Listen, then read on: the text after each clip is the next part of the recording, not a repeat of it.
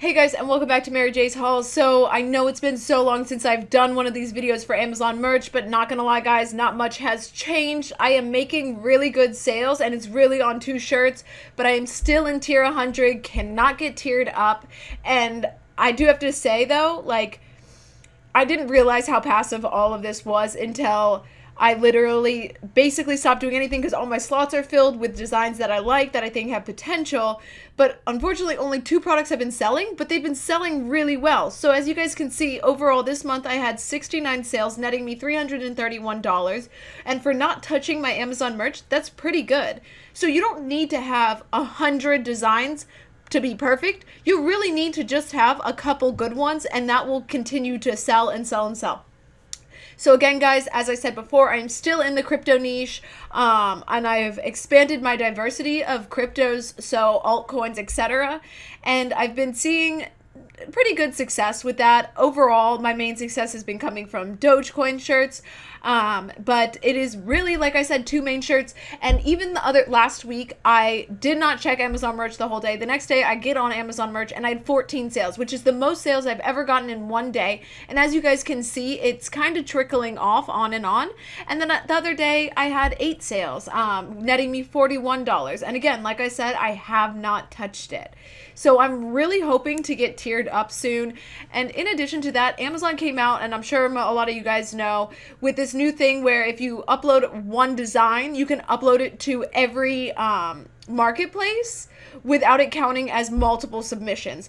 And unfortunately, guys, you guys can go to dashboard, actually open in a new tab, and you will be able to see whether you're eligible for that right here. There should be lines showing that you can place on different marketplaces. So I am still currently only selling on the US marketplace because I still only have 5 available submissions a day, and those do not count towards multiplying my product on multiple platforms. So I'm really trying to keep with it. Every couple days now I'm switching out some of my designs that have not sold. And guys, if you want to find a great way to figure out which products to delete without messing things up, this is how I personally do it. I go to the Pretty Merch dashboard, then I come to products, and this is the nice thing about Pretty Merch that Amazon doesn't have as nice or clean. And guys, make sure to, if you do want to sign up for Pretty Merch, there is a link below with a discount.